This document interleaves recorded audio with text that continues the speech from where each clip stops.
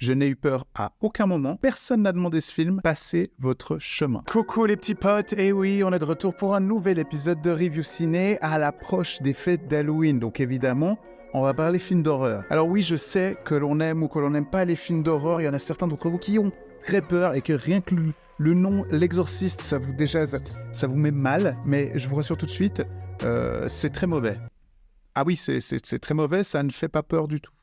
Je sais pas où elles sont allées, mais elles ont rapporté quelque chose avec elles.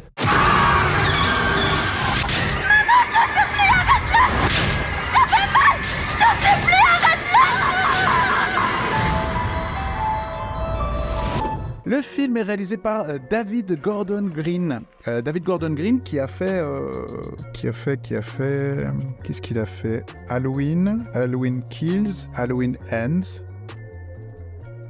Pineapple Express. Donc le film nous raconte l'histoire de deux copines qui vont en forêt pour invoquer les esprits. Et je m'arrête déjà là, qui fait ça? Les amis, qui fait ça, sérieusement? Bien évidemment, elles disparaissent dans de tragiques circonstances et sont retrouvées 3 jours plus tard. Bien évidemment, elles ne sont pas revenues toutes seules car elles se voient maintenant possédées par le même démon qui avait possédé autrefois la jeune et jolie Regan. Je sais pas si vous vous souvenez d'elle.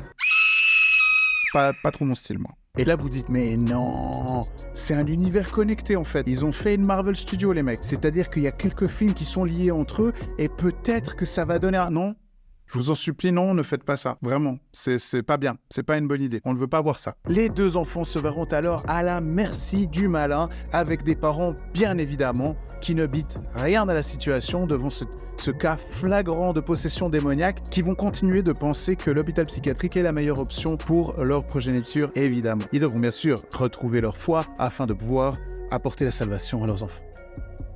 Alors, évidemment, vu le budget du film, que c'est propre. Et j'ai envie de dire, c'est le minimum. C'est propre, c'est bien léché, c'est bien éclairé. On est quand même sur une réalisation qui est efficace, mais qui ne transcende personne, en fait, tout simplement. Il n'arrive pas à reproduire l'ambiance du tout premier Exorciste, où vraiment on était plongé, on était mal, on n'était pas bien. C'est-à-dire qu'on regardait le film, on s'en sentait doucement plongé dans les ténèbres. Il n'y a aucune putain de bonne idée de mise en scène. En termes d'acteurs, alors ça c'est vraiment, on est en roue libre. Hein. C'est-à-dire qu'on a le daron qui m'a presque... Il était presque touchant, même si il est complètement stoïque. Mais je l'aime bien. J'ai un petit affect particulier avec lui. Le reste du cast, c'est ciao. Moi, je n'ai pas eu aucun sentiment d'empathie pour ces gens, malgré le fait que je respecte que ces deux jeunes actrices ont tenu à faire ce rôle. Parce qu'à mon avis, on part sur une dizaine d'années de thérapie derrière.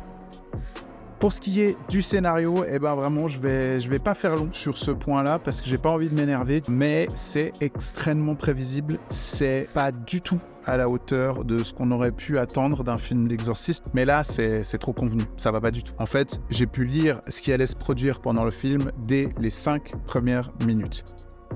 Au niveau musique, il y a un moment, il y a le thème original. Vous savez, le truc c'est le meilleur moment du film pour moi. C'est vraiment quand j'ai entendu les quelques notes et puis j'ai fait c'est vite retombé. C'est vite retombé, mais au moins il y a le mérite qu'il soit présent. Donc ça c'est cool. Parce que pour moi, c'est une des musiques qui me terrifie le plus au monde. Pour la conclusion, vous l'aurez compris que je ne suis pas très fan de ce nouvel Exorciste. N'allez pas voir ce film. C'est une perte sèche de temps.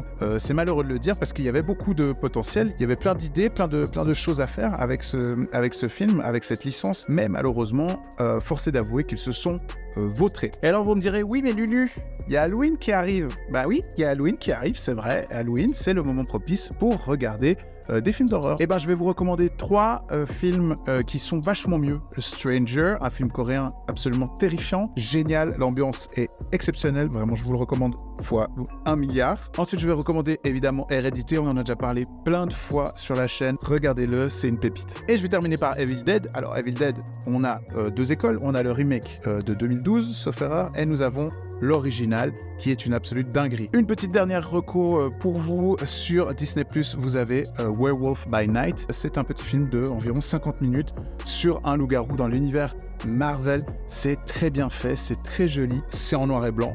Ça met une ambiance absolument folle et surtout quand vous le regardez en très bonne compagnie. Donc vraiment, j'espère vous avoir donné des solutions pour passer un très bon Halloween. Ne perdez pas votre temps à aller voir cette connerie d'Exorcist Believer. Vous avez plein d'autres choses à regarder avant ça. Je vous fais plein de becs. Je vous dis à très bientôt pour une nouvelle review ciné. On revient plus fort que jamais. On est ensemble les amis. Bisous, abonnez-vous, commentez, partagez. Vous connaissez les bails. Vous connaissez les bails.